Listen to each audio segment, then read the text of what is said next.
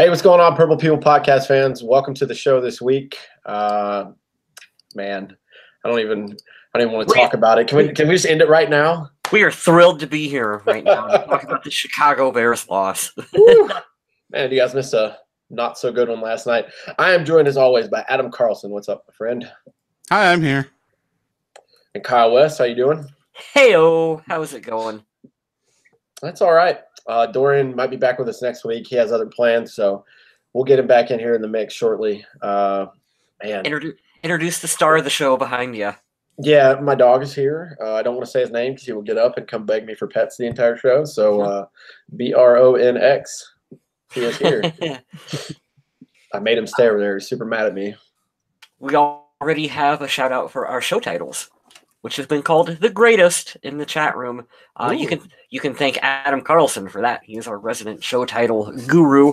It's an evenly titled mix between the three of us. Adam does about 97% of it, and every 40th episode, Kyle will pull one out of their ass, and it actually works. So it's nice. And you can usually tell the ones that we're responsible for because they're terrible. I'm still super proud of RG3 and out. I'm still a big fan of that. Sometimes low-hanging fruit is good fruit. Oh, absolutely. Man, this is cool. I feel like I have a command center up. I got the Rams and Chiefs game on right now. I got you guys in one window. I got the Google Doc up for all the notes. Man, this is going to be a good one. Purple People Podcast Notes tells me that I should give you the episode number and the title, which I'll do right now. This is episode number 328 of the Purple People Podcast, titled Maul of America, because the Bears mauled the Vikings last night at Soldier Field. Even though if you just look at the score and say, man, that was a close game, not so much. It's debatable. I think so? That. Yes. All right, we can get into that. We're going to break down that game.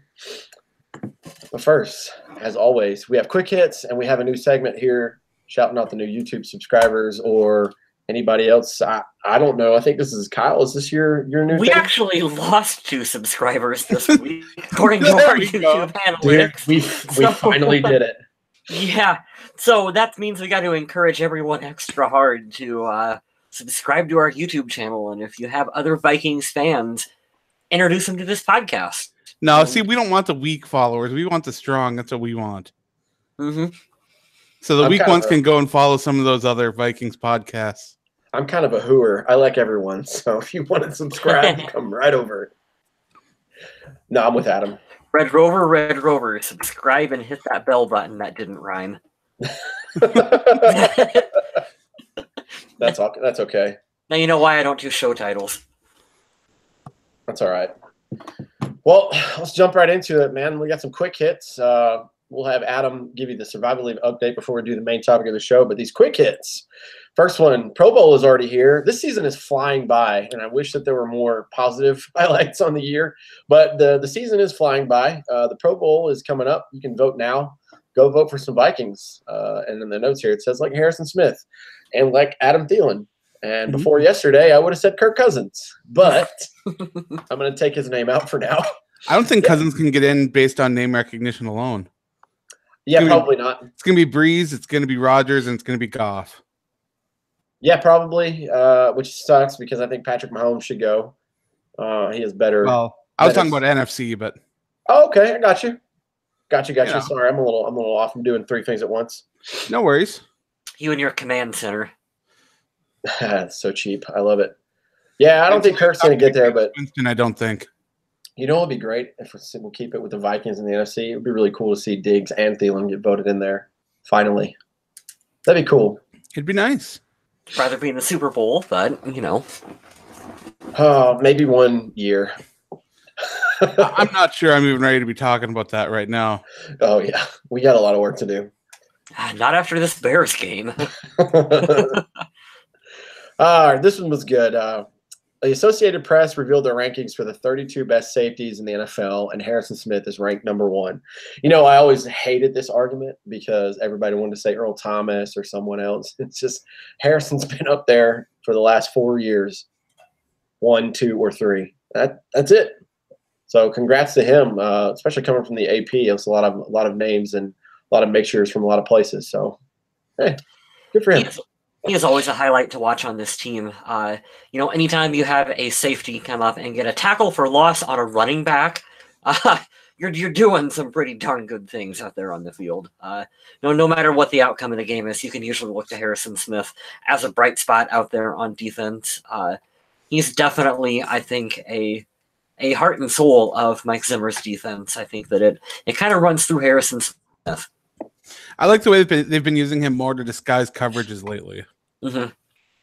That's going to be really valuable when you go up against some more inexperienced quarterbacks or even veterans that are trying to figure out man-zone schemes. So Harrison Smith has been a big part of this defense for many years and hopefully will be for many more.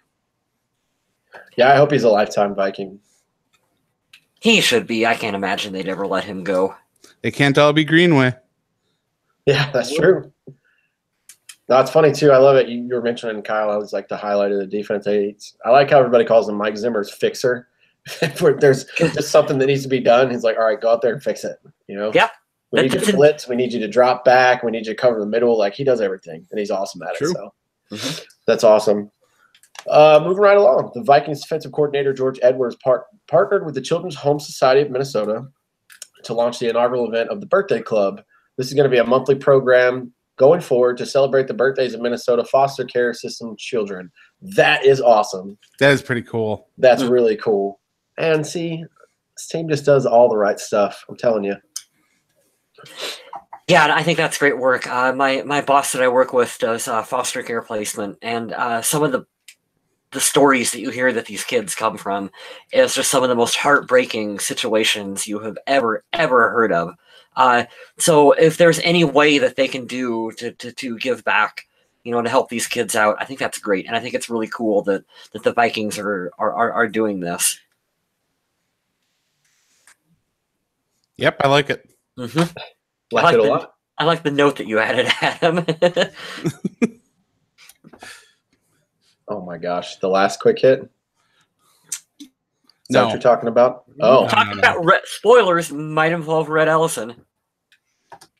Oh God, I know where that's going. All right, Danielle Hunter is the Vikings nominee for the 2018 Art Rooney Sportsmanship Award. Other nominees from around the league include Dak Prescott, Carson Wentz, Drew Brees, Julius Peppers, AJ Green, Larry Fitzgerald, and drumroll, Rhett Ellison.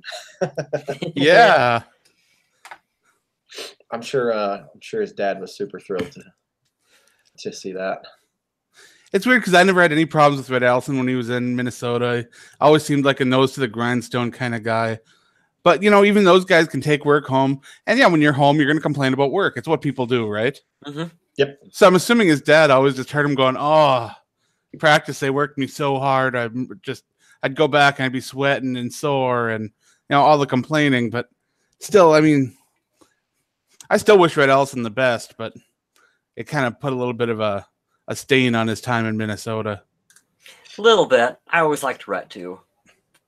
Some of the comments on the way out were kind of a bummer, but hey, congratulations. But they weren't even him. That's what's bad. It's like a family member just talking smack. Who was that cornerback for Tampa Bay whose wife was always getting them in trouble? Oh God, I know you're talking about, and I can't think of. Was it Brent Grimes? Grimes. Yes. Yep.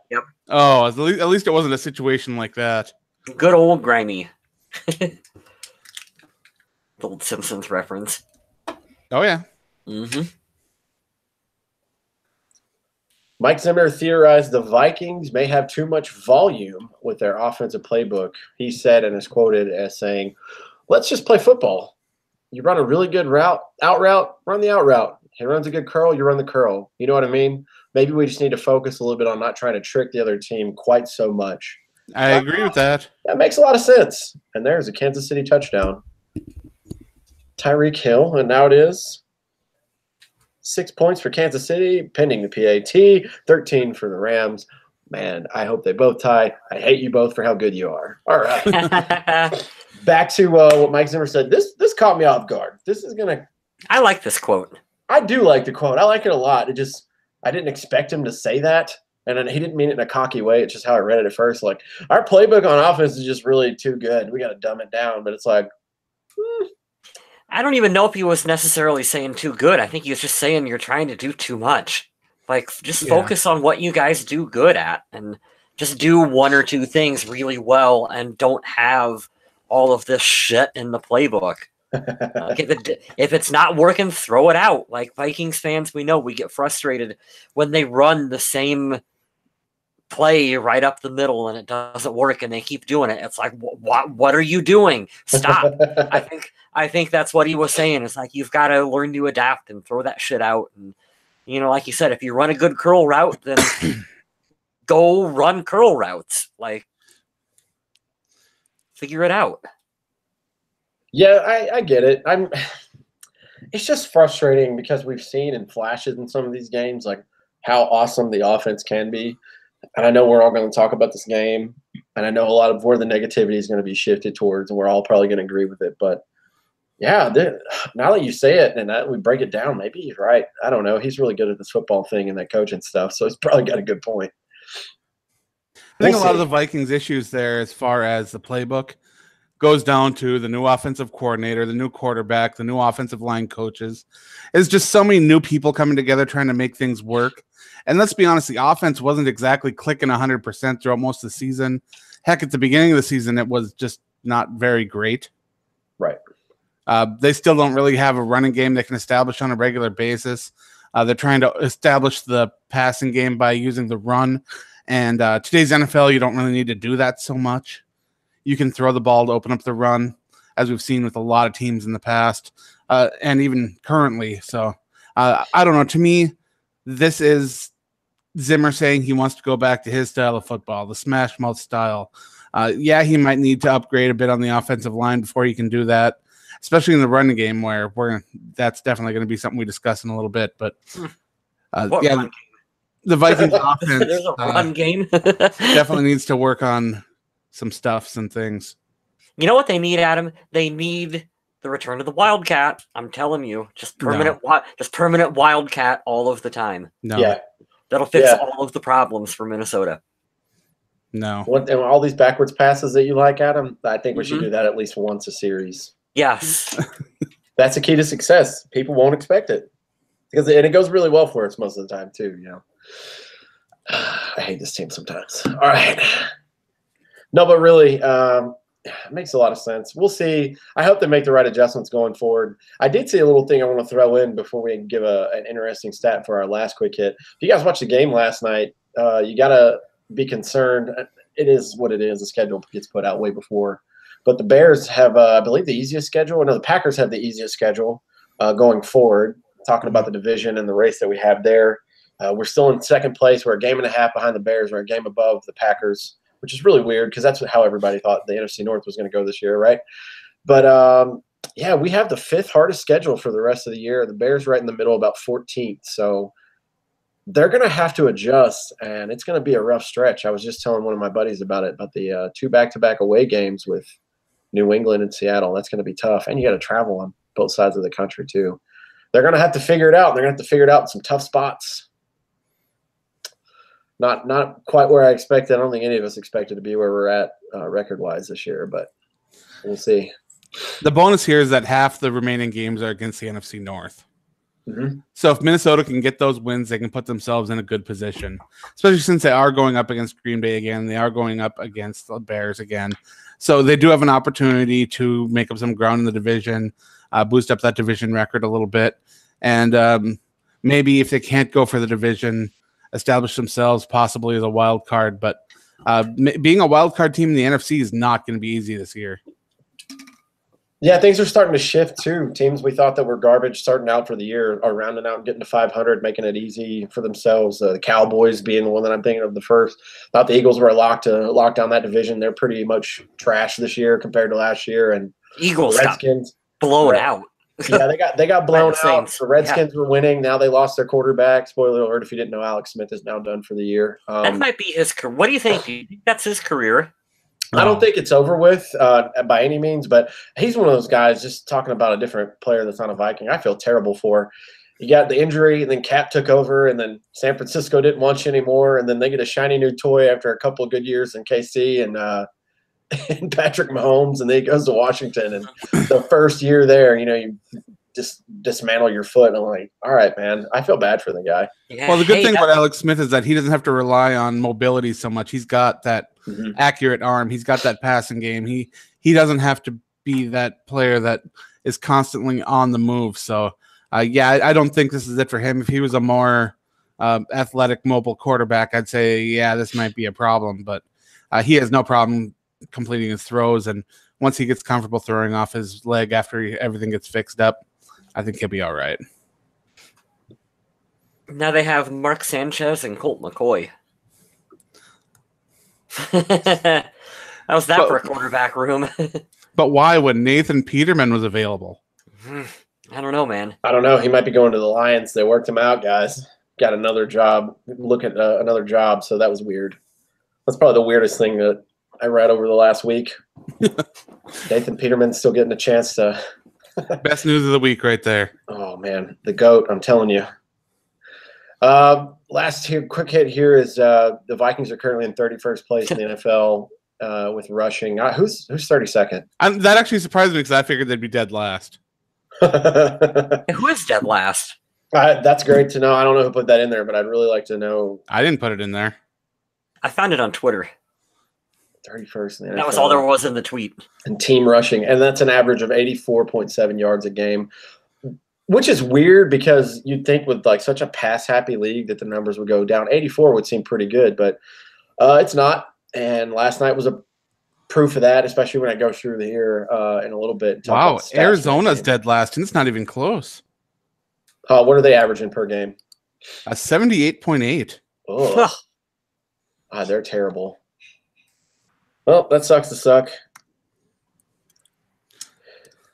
Well, sorry to hit the delay there. I'm trying to get these stats up for you from this game. Let Adam do the Survival League update if you want, or do you want to? Yeah, I'll jump into this. Okay, we don't need to wait for this one because nobody picked for Monday Night Football, so that works out all right. Nice.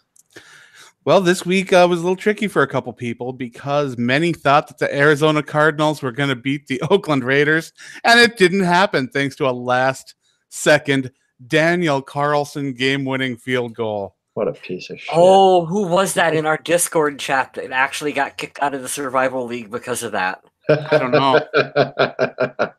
But because of that, 4 strikes were handed out and 3 eliminations were handed out because of the Arizona Cardinals. One other elimination was made when Evan W. chose the Atlanta Falcons to win. Now things are kind of shifting into place in the Survival League as only 9 teams remain. One team has no strikes still. I got lucky. The Pittsburgh Steelers had a fantastic comeback win that just had me a little nervous that first strike was going to happen. You got lucky on that one, Adam. Oh, yeah. For sure. We got 3 other people with 1 strike, and then the remaining 5 teams have 2 strikes and are in danger of elimination with 1 more incorrect guess.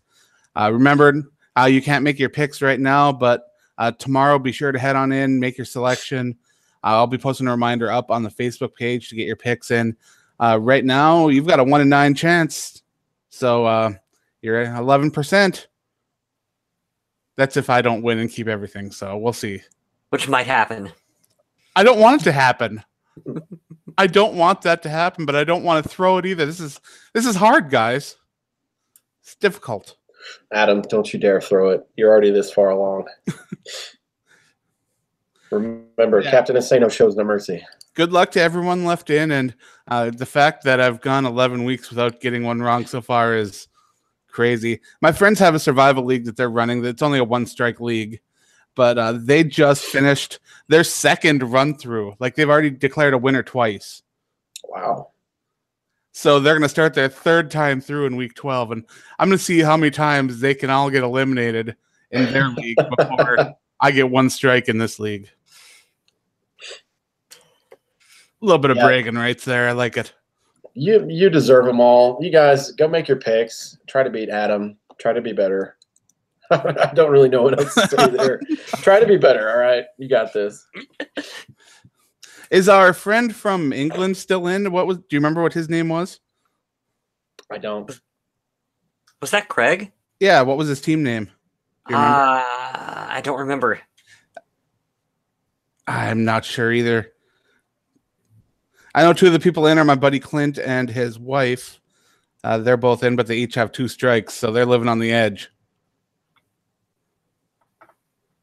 But yeah, this will be fun to watch and fun for everybody to figure out. And hopefully it'll keep going for several more weeks and we can have a lot more fun out of it. Good luck to everybody fighting for second place. Good. I wish you guys the best. We'll see what Adam does with all the stuff that he gets to keep now. All right, here we are, guys. We got to talk about this friggin' game last night. The Bears hosted the Vikings at Soldier Field. They beat us 25-20, and it was quite ugly for most of the game if you were a Vikings fan. It was a hard game to get excited about while you were watching it. Because with the first half, how the Vikings were able to do absolutely nothing on offense, while the defense was actually kind of doing pretty well. Yep. The Bears have a high-powered offense, so being able to contain them the way they were when the offense was doing them absolutely no favors in field position, it was tough to watch. It really was. Because for me, the thing that I was most worried about was that the Vikings double-teaming the left side of the offensive line and leaving Brian O'Neill on an island to the right. Well, turns out my concerns were exactly opposite. Can we pour one for our dead homie, Riley Reef? Because I'm pretty sure he did after last night. That and the number of times that Elfline got pushed around was just sick. Dude. Spoiler alert for my bold statement. I'm going to talk about the offensive line, but dear God. The Bears, I said it, I don't know if I said it to you guys, but I said it to someone last night, I can't remember where, but I said that the Bears and their D-line and their defense this year reminds me of Philly last year.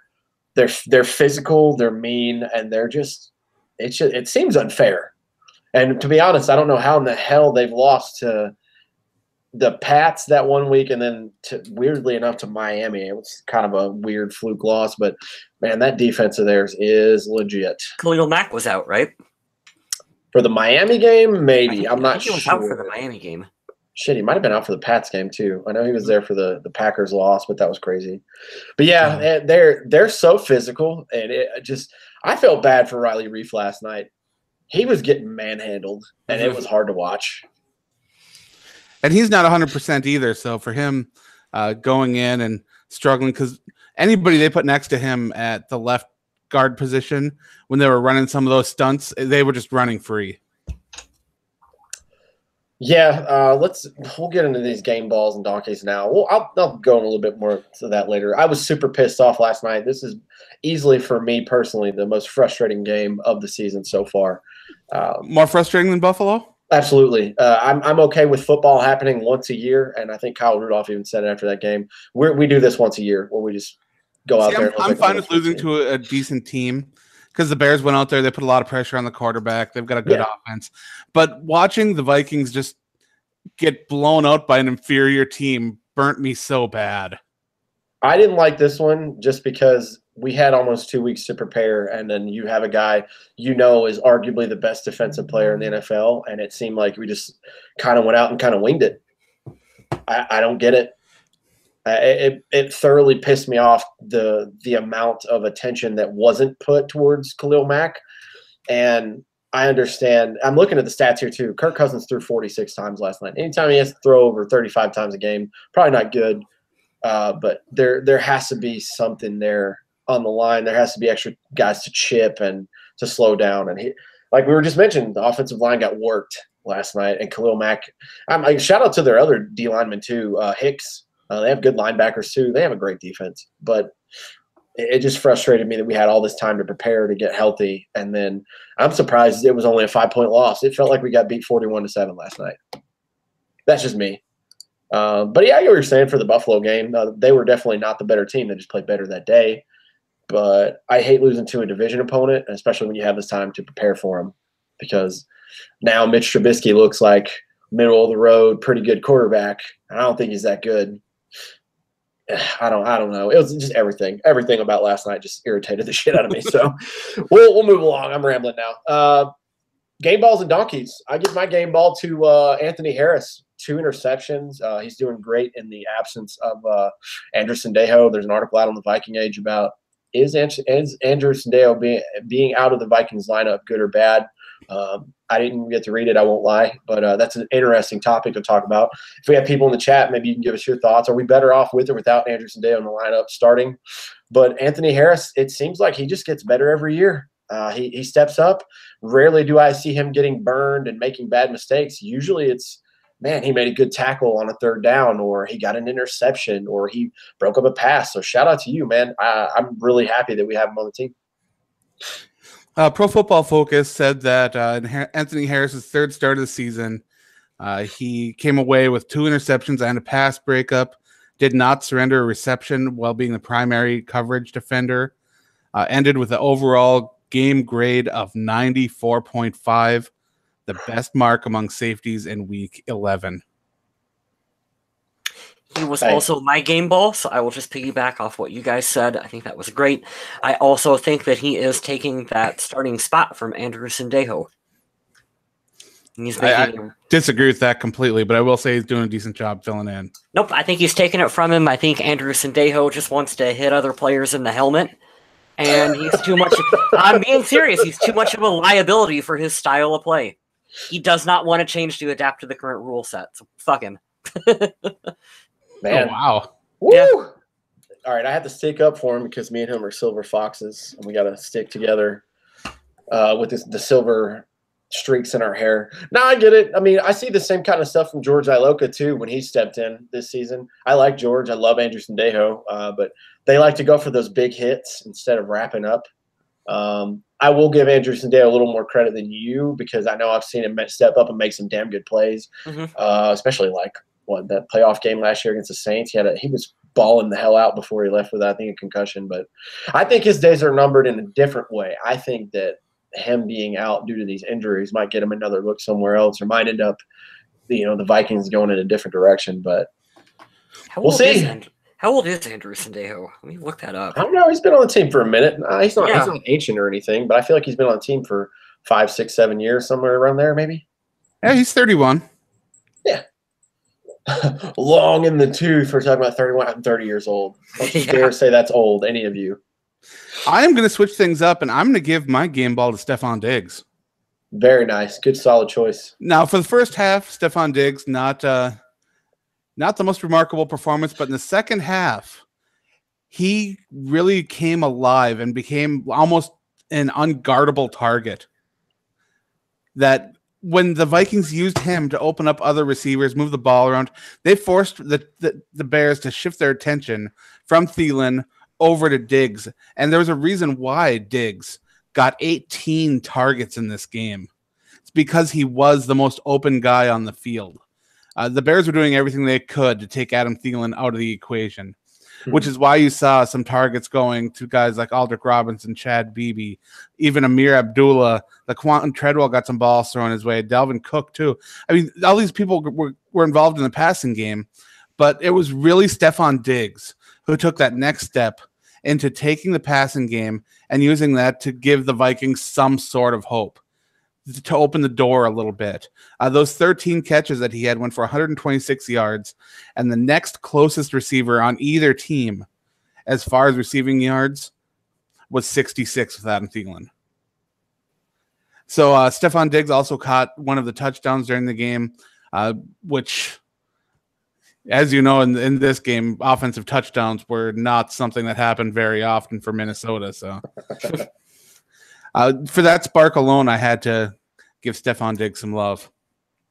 Yeah, definitely. It was nice having him back on the field. Yeah, I'm glad that he came in. I'm glad he kind of had a statement game. I've been riding the Thielen train like everybody else, and I still hope it continues. I love Adam Thielen, but it's nice right about the time where we're wondering, because we kind of, I don't know, is it asking the chat too, but I know you guys kind of agree with me. I'll speak for you here, but we can kind of say that we know Stefon's going to miss maybe a game or two every year. That's just been him. Oh, yeah. MO, which I'm not going to knock him for. I mean, it's a physical violent sport. I get it. But he's there for majority of every season. But he had a rib. We had a great game against Detroit. He had time to get healthy. And then for him to come back and actually show out, because I won't say that he's had like a quiet year, but Thielen's been outperforming him for the most part the last 2 years. I'm happy to see him come back with that. And shout out to Adam Thielen. He is now again at the 1,000-yard mark, consecutive seasons, and he did something with tied with Randy Moss, right? 1,000 yards in the first 10 games. What was that? In the first 11 weeks, they make up stats. Something in there, but his name got mentioned with Randy Moss, and I liked it, and I just wanted to throw it out there for Thielen. Yeah, I'm glad you pointed that out, Adam. I always thought that's really funny too. Like, I like the way sometimes the NFL will be like, dating back to the 2013 NFL season, this player leads the league again, and it's like, well, why did you pick that season? And because they want the stat to jump out and look. Yeah, it's like, it's pretty funny how that works. I do want to give some shout outs to the people in the chat. We've got David Bade here with us, with Dark Wolf, Michael Cambria, Goliathus. We've got Art Roca in here. And, of course, one of my favorite names, first name, last name. I like it. Dorian's not here with us, but he wanted to. Me and him had the same game, ball, and donkey this week, so I guess I can throw it around there. He also picked Anthony Harris. He said that he felt like he really showed up and wanted to make an impact. And, man, I don't think he's ever got this. I know he's got a game ball before, maybe once or twice, sporadically, but 3 out of the 4 here. Shout out to Anthony Harris. That's pretty cool. Pretty good. I think the last time Anthony Harris got a game ball was when he had that goal line stand where he forced a fumble, right? I believe so. Yeah. I forgot about that too. You just mentioned it. Have a better memory than me. Well, me and Dorian picked the same donkey. I'll go ahead and throw it out there. Kirk Cousins. I do not like that. Damn it. Ooh. Good Lord, that was the worst game he's had this year. Here's the thing that made me the most mad. You tried to force it like Brett Favre into double coverage, and there's an open lane for you to run for the first down. I threw my phone. I'm every play when I watch the Vikings now. I don't know why. I do know why, because the offensive line gives me like nightmares and PTSD and shit. But it's like, cool. Half a second in, I'm like, get rid of the ball. Get rid of the ball. When you're playing Khalil Mack, it's usually faster than that. Get rid of the ball. And I see this open lane kind of shifting at an angle to the left, and then he just forces it to a receiver. And I'm like, man, there's a lot of times. And Mike Zimmer talked about it in the press conference today. There were some times he could have ran to pick up yardage, and he did not. I'm looking at the stats right here.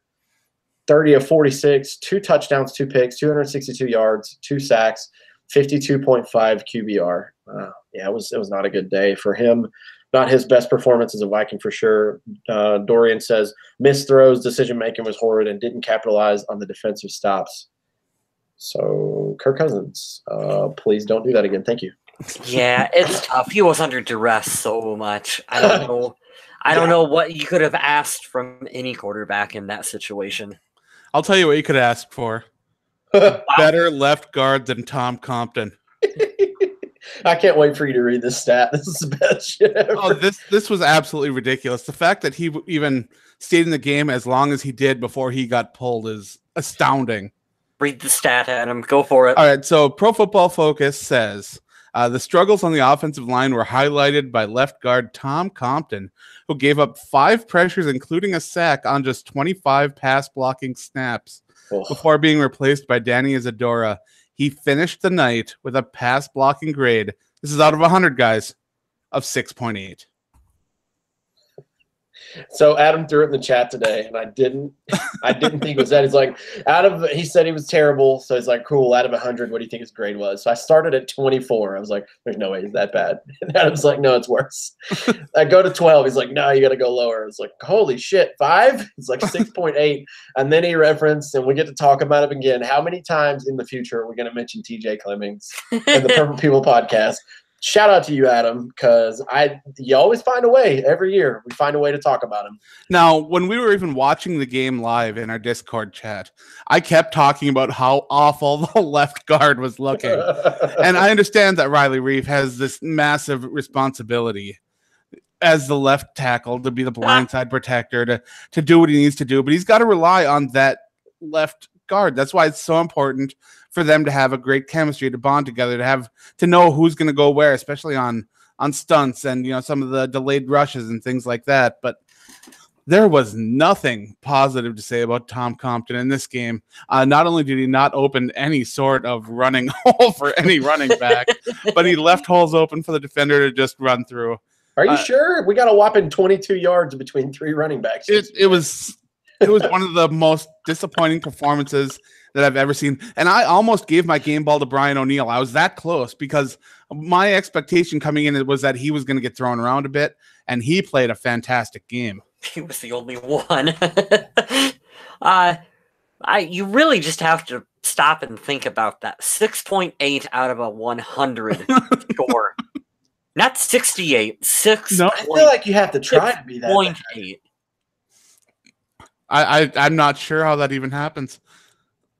Yeah, I feel like you have to like try to be that bad. That's whatever, man. I can't pick on him. I'm not a professional athlete. Not a good game. But hey, I guess you can only go up from there. See, I hope. Does he get to start next week? I mean, seriously, does he? The Vikings still have Brett Jones, right? I mean, he's good.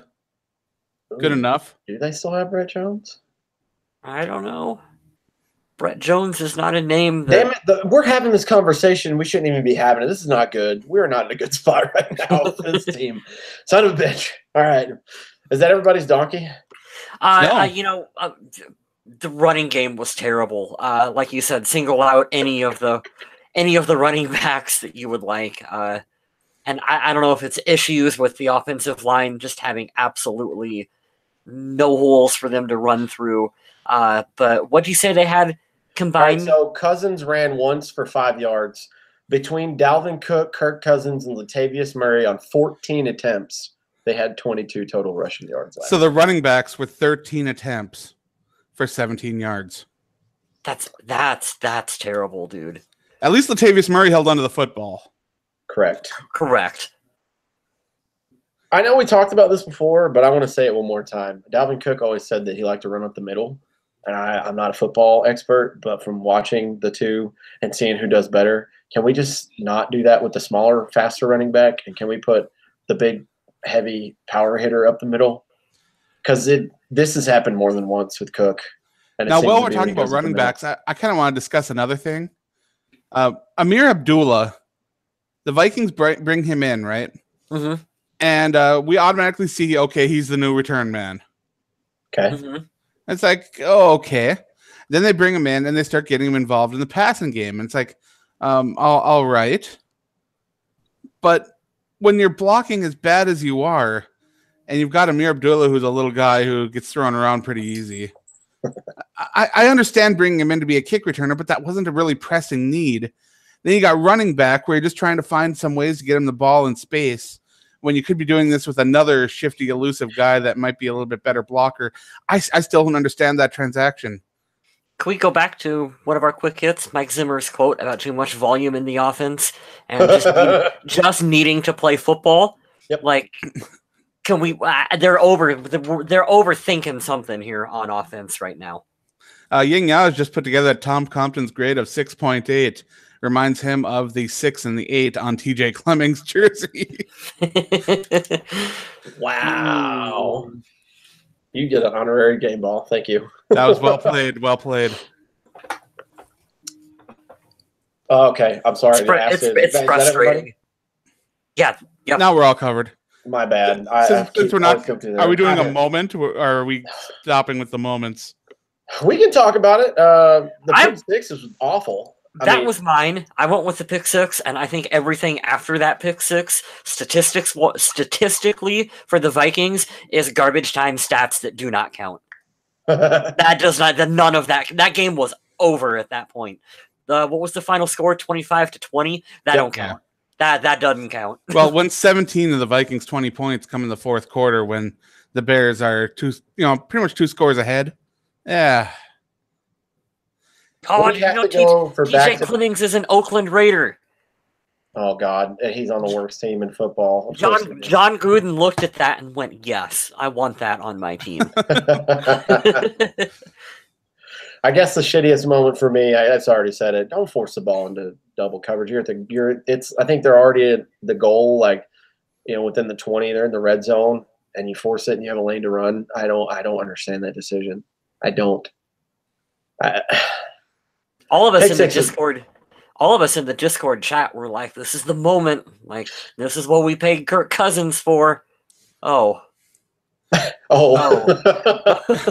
I don't know. For me, it's Dalvin Cook losing 3 fumbles in his career while only scoring 2 touchdowns. That doesn't seem good. You know, I went to bat for him a couple weeks ago with the groin and everything, but when you point out shit like that, I have no argument, and it really sucks because I wanna like argue for him.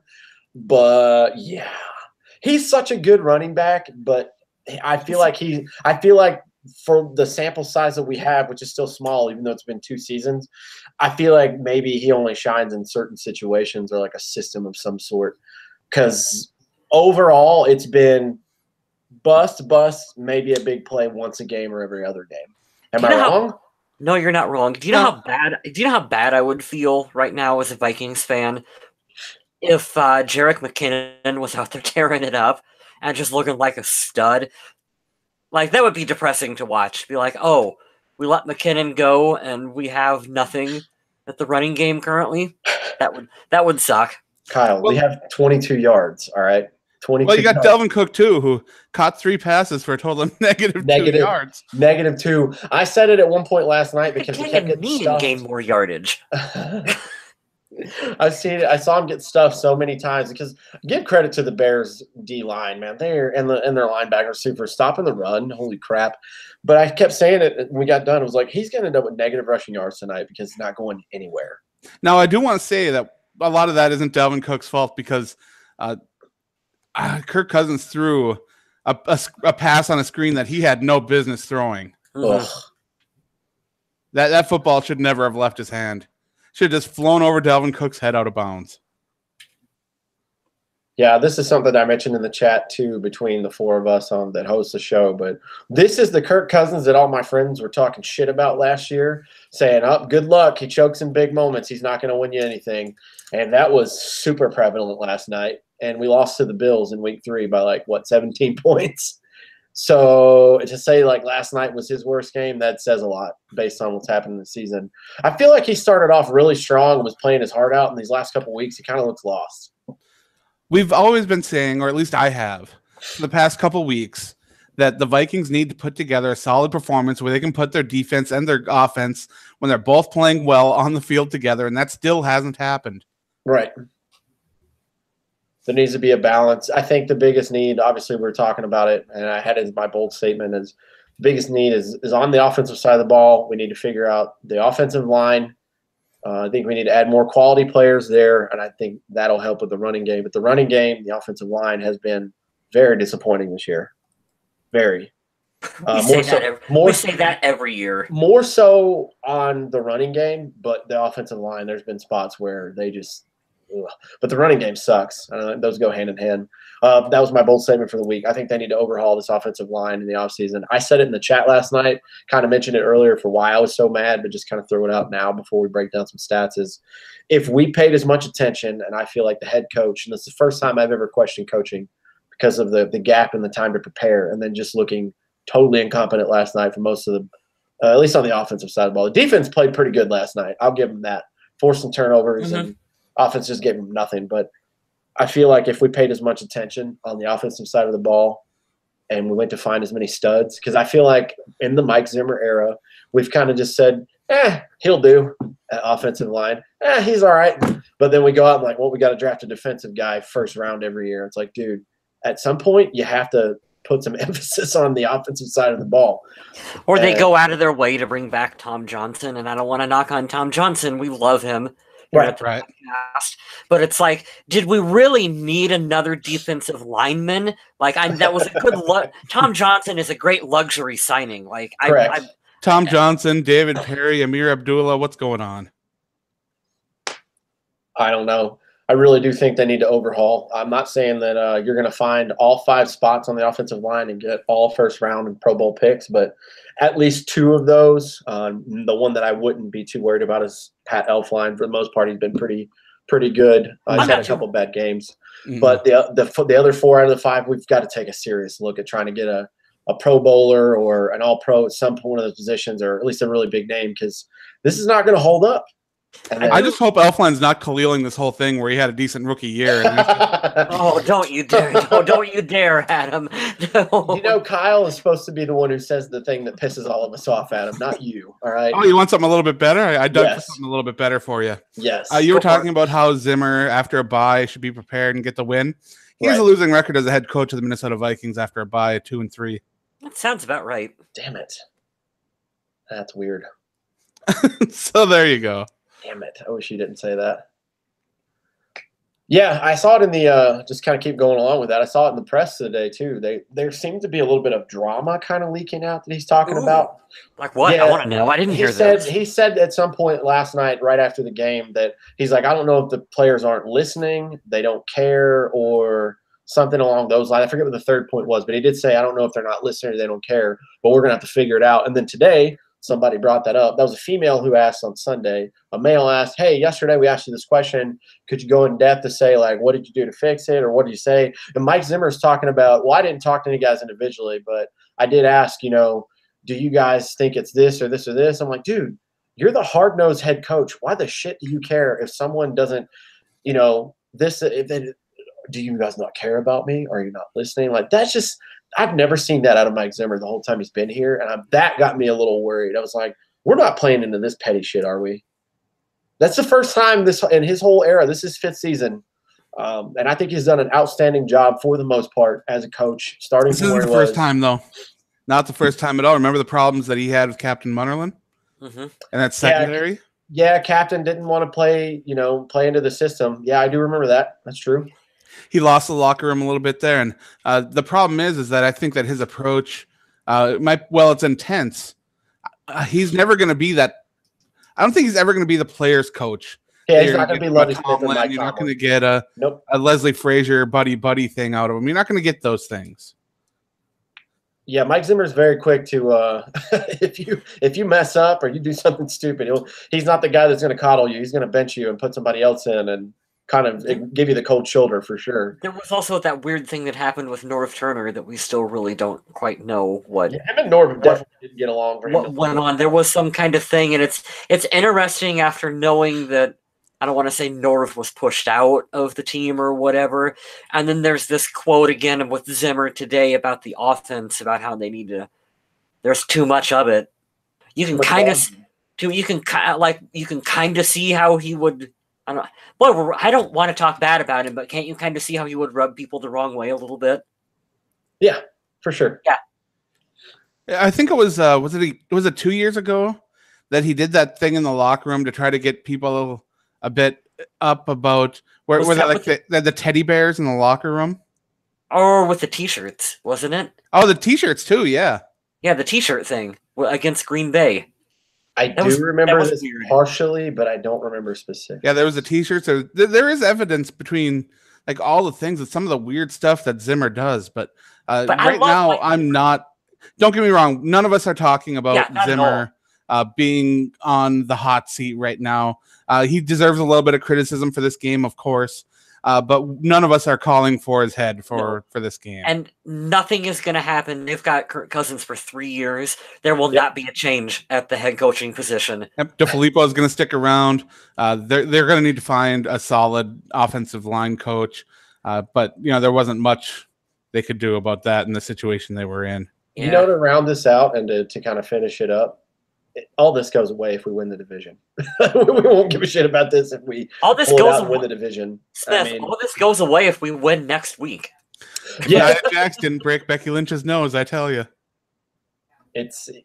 Kyle's right. Sorry, I didn't. I know what you're talking about, but I didn't see it. But you're saying something in the chat about teddy bear mutilated with fake blood. I don't I remember that's what I'm talking about. I remember it vaguely, but not really. What was it supposed to be for? Did you want to kill Teddy Bridgewater? No. It was something about getting slaughtered, and they wanted to set kind of a grisly scene when they went into the locker room, and reporters got a hold of it, and he just kind of I'm looking it up right now. This is from October 24th of 2016. So let me get this together. All right. Mike Zimmer staged a stuffed animal massacre to motivate the Vikings. This is from Deadspin, so take us what his word. What would we do without insane coaches? Before dismissing his 5-0 team for the bye week, he scattered stuffed animals of feline variety throughout Winter Park. Their throats were slashed with some white stuffing within seeping out and were splattered with red paint. Hanging on the larger cat in the locker room was a sign that read, "Fat cats get slaughtered." That's super weird. Yeah, because the Vikings at that time were having a little bit of a overconfidence issue. Yep. They'd won several games in a row, and it was a warning against complacency. Yeah. And on the face of it, did not work. Now, Zimmer did address the media, and he said that a lot of that was just completely overblown. I have no idea what happened because, of course, I wasn't in the locker room. But some of the stuff that allegedly happens, I mean, he agreed to the T-shirts and a bunch of the other stuff. But the T-shirts I'm fine with. I don't know. I didn't really ever have a problem with that. That reminded me of John Randall back in the day of like fuck Brett Favre and all that stuff. I don't know. I was more the T-shirt thing is more normal. The mutilated teddy bears is a little bizarre. I get the sentiment, tactic. But it's kind of one of those things. And I've said this. God, I've said this the most this year ever in my life. But the idea or the sentiment is nice, but the delivery is awful. That's just awful delivery. Doesn't Deion Sanders always talk about how you shouldn't need to motivate? Like, this is players' jobs. You shouldn't really need to motivate a player to do your job. Like, if you have to motivate a player to do your job in the NFL, they're probably not that good. Yeah, but then you have I wouldn't say it's a new generation because I don't want to sound like Clint Eastwood, like get off my lawn, millennial type shit. But you do have, I guess, more public limelight now. But you have guys like Odell Beckham. He's one of the best it is, and he wants the attention. He wants to be talked about. He wants to do all this extra stuff. He wants to be seen. I don't know. I agree with you. If you're getting paid that much money, yeah, I would be fighting every single day to be the best. And I guess we are a little spoiled with guys like Adam Thielen on the roster, who is just going to give you his heart and soul every single day, every single game. And there's a lot of players like this on this team. It's true. I don't want to go through every single stat. I'm going to try to pad these as much as I can. Like we already mentioned Kirk Cousins' stats earlier. We already mentioned the horrible rushing attack. Receiving, Diggs had a day, 13 of 18 for 126 and a touchdown. Adam Thielen was targeted 12 times. He had 7 catches for 66 yards. Alshon Robinson, 2 for 2 for 24 and a touchdown. Man, he's been such a quietly good replacement for Jarius Wright. Good for you. Beebe, Rudolph, Abdullah, and Treadwell and Cook all caught some balls. Total passing yards for the Davis, 262. Minnesota fumbled twice. Or I'm sorry, there were 2 fumbles to talk about. Dalvin Cook fumbled and lost. Harrison Smith recovered a fumble, which was nice. The highlights of the day, going to the defense, Eric Kendricks, 12 fucking tackles last night. Man, I'm so glad we got that guy. 12 tackles, 1 for loss. Harrison Smith, Eric Wilson, Trey Waynes, and Daniel Hunter all came away with 8-7 and 5-5. There was 1 sack of the night that went to Eric Wilson. He had a weird penalty as well, which was kind of stupid. There's some costly penalties in this game as well, which kind of sucks. Anthony Harris had both the team's interceptions last night, 2 for 33 yards. Mir Abdullah caught 2 kick returns, which is super weird. Did anybody else expect him to take the kick returns? I wasn't expecting that at all. No, not really. Well, Zimmer did mention it before the game, so I thought that there was a little bit of a chance of it, but I thought it might be something down the line a couple weeks or something like that. Mike Prefer just kind of shoved him in there, I guess. I wonder if this was a Prefer, I want him as the kick returner thing rather than DeFilippo saying, yeah, let's bring him in. Right. I think Prefer's gone. That's my just gut feeling for after this season. Then again, the Vikings are back in that position where they'd have a punt returner and a kick returner both taking up spots on the roster. Yep. Which I don't like. Yep. I'm with you, Kyle, and Adam. You guys, I mean, both of you guys are smarter at this football shit than I am, but I'm not. Is it just me, or does it seem like for the special teams this year, the only reason there's some kind of competency is because the players are doing it well? I'm with you. I don't think that Prefer's done really anything good. so thus far. We haven't had a game where it's like, man, special teams really shined and really came in here to help us win the game. It's kind of been like, nah, like we're always sure that Marcus Sherrills is a good punt returner. He always has a chance to break one but he's the individual player.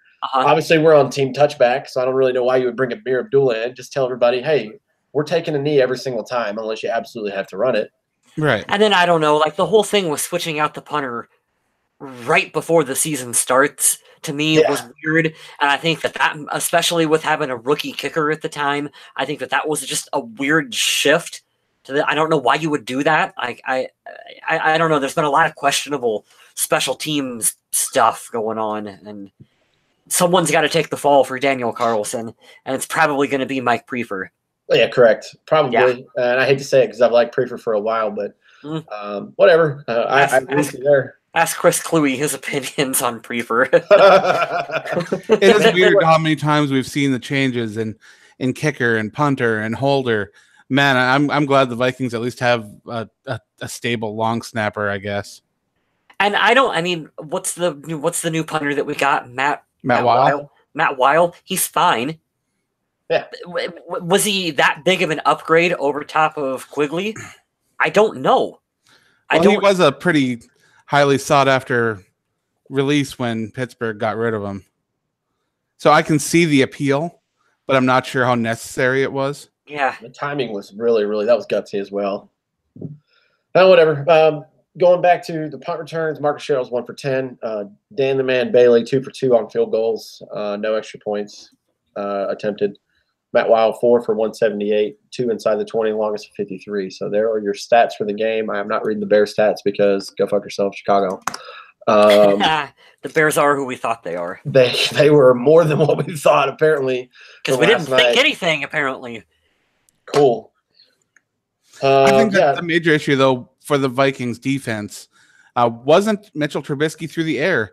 165 yards, 1 touchdown, 2 picks.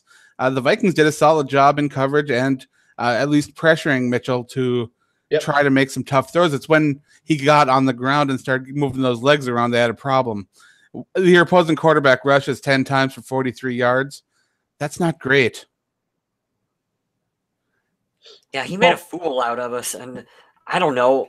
Like, I don't want to take anything away from Mitchell Trubisky. I can't speak tonight. Trubisky. But Trubisky,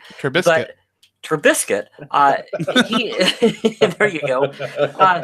I don't think of him in the same way that you think of like a Michael Vick or a Cam Newton or even an RG3 in his rookie year for like he's going to gouge you on the ground. Like I know they were like pumping up his stats about how he's good at it, and he is good at it clearly. But I don't know. He did way more than what I thought he was going to do in rushing around. He made a fool of the Vikings defense at points. I think he is the poor man gas station version of what Russell Wilson is athletically. Mm-hmm. That's the only thing that pops in mind. Things that he can do a lot, and he's sneaky good with it. And last night he showed it because there were plenty of times that we could have stopped him. A couple of times where it was like a hair away from being a sack. Yep. And then there it goes, and like, oh no shit, yeah, of course he's going to run for a first down. So hats off to you. I will also go on record as saying that I hate that quarterbacks can dive head first and it can be counted as a slide. 100%. That's just catering to a specific player. Like, if you're going to learn how to slide, man.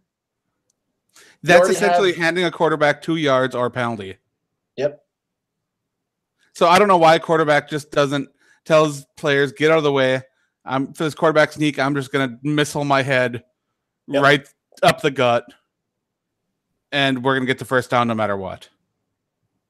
I was surprised that that wasn't something that Mike Zimmer was mad about today and talking about, some penalties that were had. And he said, Harry's just got to pull it off the quarterback. I was very surprised that's all he had to say. I didn't think that was trash, but I'm glad you brought that up because I don't like it. We also saw the strange sideline penalty for not throwing the Bears player to the ground and then wanting to get a towel off his arm. Yeah, that was weird. Yeah, that was a mess up. This officiating crew, as I said in the Discord chat where we're watching, this officiating crew was put together sort of strangely because it's made up of 3 different groups of officials coming together that had not worked together before. So that whole thing even just set it all So you could tell that it was really awkward between the referees, as well as when the referees had to interact with the players or anything else and make calls. So, yeah, you can tell that these officiating crews, when they're a unit, they're a unit. These guys weren't a unit. I don't know why they did that. Why did they mix up some crews? I have no idea. I don't know why it happened. I just know it did. It's bizarre. It's really, really bizarre. Then again, it's Sunday Night Football, a time when people should be watching zombies, not football. Well, the Vikings played like zombies. Oh. Yeah, they were really slow and lifeless. Yeah. That's a good one. I like that. I do wish that when they flexed the Bears and Vikings in a prime time, that they would have flexed the Vikings and Packers out. Yeah, not excited about that. It's a solid transition to preview the next week. Super glad we can wash our hands of talking about that Bears game now, but another division game. The good news is it's at home, I guess. Yeah. The Packers have a decent running game, and they have a better defense than they usually do. But Aaron Rodgers, I know he's going to have the career game after I say this now, but he doesn't scare me like he used to before. Still, obviously, the respect is there. He's definitely still top 10, but I don't know if what happened in week 1 just kind of took him down a notch a little bit. But the Packers have had some losses this year that I didn't expect them to have. And I'm really glad that we didn't lose in Green Bay. We only had that tie. So I fully expect and want the Vikings to win this game because it's at US Bank. I am not happy that it's in prime time again. But we play the Packers Sunday. Maybe we can capitalize this time instead of walking away with a friggin' tie. Yeah, Aaron Jones has been looking really good as their running back. Their defensive backs, their young secondary has been getting a little bit more experience, and they've got some talented guys there. So the more time they get to come together, the scarier they can be. The good news is that right now Green Bay is in a little bit of turmoil because there is some concern over whether or not they're going to replace some of their coaching staff after this year. And if you are friends with some Packer fans, you will hear them calling for the Packers head coach's head. So, Ying Yaj pointed out in the chat that the Vikings currently have the 7th most turnovers this season. Don't surprise me one bit. Between the Cousins fumbles, Cousins picks, and some the fumbles that have been happening, it's been bad. Patrick Mahomes fumbles, and there is a defensive touchdown. And the Rams look to be back on top. It was 17-16. Now it is 22. Man, Kermit the Frog, what were you doing there? All right. Yeah, sorry, I'm going back to the fumbles between, like you said, Kirk and then Dalvin when he plays. Even Latavius, I think, has one on the season. Yep. Kind of the stuff that I have to agree with Zimmer on this part. As much as we were giving him shit earlier, I have to agree with him on that. It's like the stuff that you've been preaching keeps creeping back in. And it keeps showing, like, don't fumble, or we need to have a good running game, and we can't seem to figure out any of that stuff.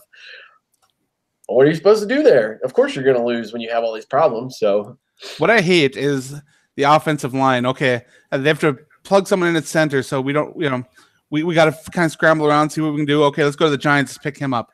Then Pat Elflein comes back, and they're like, okay, so we got this settled. Right tackle, they move Mike Remmers inside. Then you got Hill there, and Hill's struggling. So they plug Brian O'Neill in there. And guess what? Brian O'Neill did good. So, things are good there now. All right. Left guard now starts going wrong. And it's like, okay, we need to fix this. And right now that we have no answer for that. I thought we were good at left guard because Mike Remmers was there. He had one good game so far this season. I give him praise for it. I just don't get it. He's the right tackle. This is going to be one of the least interesting bold takes, but I don't see the major benefit in giving a bigger contract to a guard that isn't playing at an elite level. If you've got an elite level guard, go ahead and pay that guy. But if you've got a decent to average at best guard, if you throw a lot of money at him, you are screwing your team over when it comes to salary cap. of which the Vikings currently have none.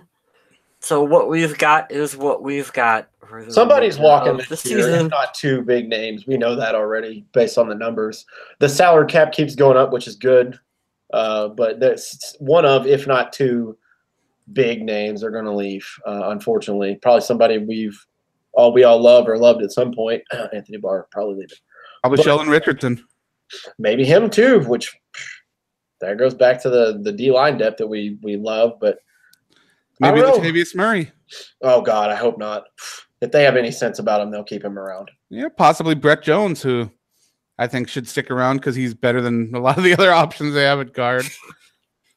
They're going to need to get a new kicker, so they either got to pay Dan Bailey or another free agent, or go to the draft or undrafted free agency and grab another one. There are other guys that could probably get paid as well too. George Iloka is on a 1-year deal. He's going to need to get paid somewhere. Aldrick Robinson is kind of proving himself a little bit as being a guy that can make some big plays when called on. So who knows? Maybe he'll make some money somewhere. Anthony Harris's contract is up. Somebody could try to poach him, make him into their starter somewhere. Trevor Simeon's going to get backup quarterback money coming off his rookie contract. Fuck him. He can leave. Yeah. Matt Weil is in the last year of his deal. I mean, there's so many specialists and role players and even some stars that are going to be gone this year. And the Vikings kind of like chipped away at that salary cap, leaving themselves with almost nothing. And they're going to be in a situation where they're going to have to make some releases, and it's not going to be pretty. Yeah, we're going to see some guys go, which really sucks because, we've grown to love most all these guys, but somebody's gone. We're going to have to figure it out. I've already mentioned earlier, I won't double tap on the bold take again, but I think we need to put some money to the offensive line. I hope to God we keep Dan Bailey so we don't have any stupid kicker problems again. That's just me personally, but I don't know.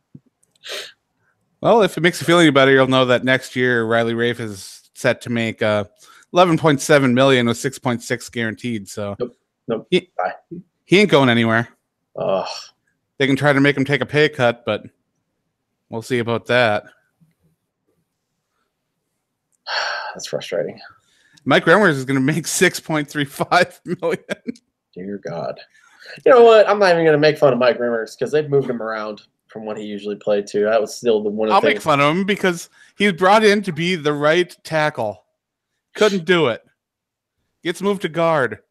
Couldn't do it. What is it going to take? I don't know. I'd rather see him I'd rather see him at the tackle than the guard spot. If he'd been playing somewhere forever. I want Brian O'Neill there forever now. Oh, well, I don't want to see anyone else in there. I'm totally okay with that. Mike Remmers at right guard. I don't get it. You want your power guy there. You want someone that can just clear lanes. You want a mean guy. You want someone like, I hate to say it because I mentioned his name like 10 million times in Discord. You need a player with a little bit of a mean streak like a Joe Berger there. Yeah, we're missing that guy. Like that Wolverine pitcher when you're just like petting Joe Berger's face, like thinking about what you used to have. Oh, man. We always get weird and sad on these games where we get our asses kicked. Oh, God. It'll be better next week, guys. Putting faith in this team. We got an extend Treadwell chant going in the chat. Who said that? Yang Yash did, but he was joking. Yang Yaj, you know better. I actually wouldn't mind seeing him come back on a cheap deal, but I know that it may not be the most popular. I think that Aldrick Robinson's going to make a little bit extra money that they can't really get rid of.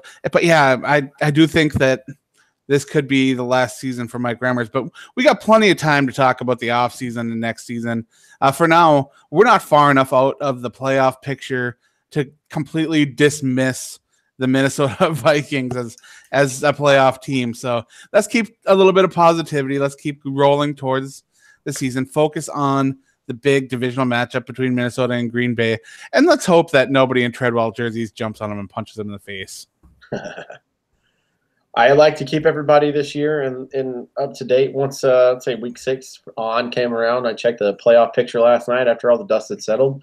We are still in right now to 6th seed. The Panthers lost. They are the 5th seed to the Lions of all people. That was a crazy game if you missed it. Panthers gambled on a 2-point conversion to win the game, and didn't win, which was Riverboat stupid. Ron rolling them dice. That was a very dumb decision. The Packers lost on Thursday night, so everything kind of stayed the same. The Redskins lost; they're in the playoff picture right now, so we are still a wild card at the number 6 seed. But the unfortunate news is, with the way it's set up, we would be going to Chicago to play the Bears. Oh God! So that's not fun. Yeah. So there's that. Let's see. How much would you call the game against the Packers must win? Oh, absolutely a must win. 100%, 80% must win? What are we talking? 100% must win. It's a division game. We're barely over 500. Yeah, it's a must win. Forget the record. Forget everything else. It's must win for the fact that the team needs to get past this Bears loss and win within the division. Just for the psyche of the team, they need to win. Well, here's my other point too. 2 parts of that. It's a division game. We're barely over 500. We're 5-4-1 at best. I think we're going to finish at 9-6-1 this year, which is not good. But we have 2 hard games after this one. We can't go on a 4-game losing streak. All right. I am not projecting us to do very well in New England, and it's going to be rough in Seattle.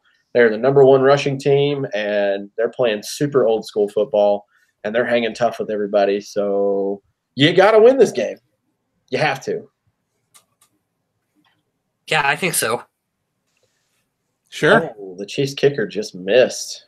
It is 23 all cut at him. halftime. 23 all in Los Angeles. Nice. Yeah. Sorry. Definitely must win. And it's the Packers. So, yeah, fuck Packers. Let's go ahead and beat them. I'm really sad that we tied because I felt like we won that game earlier in the year. So. Well, Packer fans feel like they won because that hit on by Clay Matthews. So depending on who you ask, each team deserved to win. That's all right. They're a little bit slow in the head. I'm not going to ask Packer fans about much anything. Oh, man. That's well, right. I said it. I think I'm done talking about this for now. How about you guys? Yeah, I think I've had my fill. Yeah, we tried to make it as happy as we could for a sad subject, so take it. I do want to say that I'm picking up the MVP articles over on the Viking Age. I just released the MVPs from the Sunday night football game and published them a little bit earlier today. So if you want to check those out, please do. There's a lot of other great articles over there to check out. So check out the Viking Age, whether it's on the website, the app, or wherever you enjoy getting your Vikings media. Also, Sunday night is the mid-season finale of The Walking Dead. If you've been catching up on your episodes lately, you will know that right now the threat that's happening on that show is intensely frightening. I'm not one that usually gets creeped out by things, but I think that The Walking Dead is going in a great direction with this new villain group, and I am waiting and excited to see what happens. And I'm a touch scared for my favorite survivors, so if you're a fan of The Walking Dead, make sure to check out Undead Walking, and you can message me at MNVikingZombie on Twitter if you want to talk zombies. I'm available. Let's do it. Do you guys got anything you want to plug?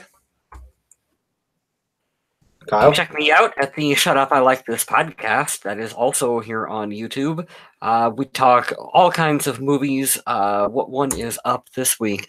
We just did The Punisher. That one just went up today on Monday. And then we recorded, let's tell Mr. Smith about it before we started, an interesting movie starring Michael Caine called Harry Brown. That's a terrible name for a film. But you guys should check it out if you are looking for a awesome kind of like revenge flick. Like you would not expect Michael Caine to do a revenge film, but it's really fucking good. Like I liked it a lot. Michael Caine's body of work is amazing. He's one of my favorite actors of all time. So if he's in a movie, you should probably check it out. Yeah, this is a high recommendation for me. But as much as I love Michael Caine, you gotta do Ghost Shark. Yeah, I know. I was waiting on it, man. I knew that was coming. One day we will do Ghost Shark. I mean, you might have to search a little bit harder for that one than some of the other ones, but what can you do? You know, there's this thing called the internet, Adam, and you can stream just about any movie for free. That's a fact. That's what I'm going to do right after this. I'm going to go watch Sicario because I love it and I like Josh Brolin a lot. The second one? The new one that just came I like out? both of them. I already saw the second one, but I'm probably going to rewatch it just because I have a little man crush on Thanos and Cable himself. So watch that. I'm going to plug my band because I'm going to be moving back to the East Coast next month. We have our final show together, Metallica tribute band, Disposable Ink. We will be at Bar 915. It's a nice little club. We got a great sound guy booked for that one. It's going to be great. We played the Black Album in its entirety, stuff from Ride the Lightning, Master of Puppets, Death Magnetic, and even one from the new album Hardwired to Self-Destruct. So if you're in El Paso and you like Metallica, come see us and come rock out with us because it's going to be a good little last hoorah that I've had with this band. So really excited about it. Are you going to do a Lulu tribute band when you move? Oh, man, it's too bad you're in control of the show. I would have clicked end right there. No, you're switching over to Florida Georgia Line, right? Of course. Those are my favorites. They are the epitome of country music and everything that is. Oh, God, I'm going to throw up if I keep talking. Maybe some Jason Aldean. Some tractor rap. God, kill me. Well, that's all I got for this week. We're going to be back next week to hopefully talk about a more entertaining and competitive game, maybe even a win. Who knows?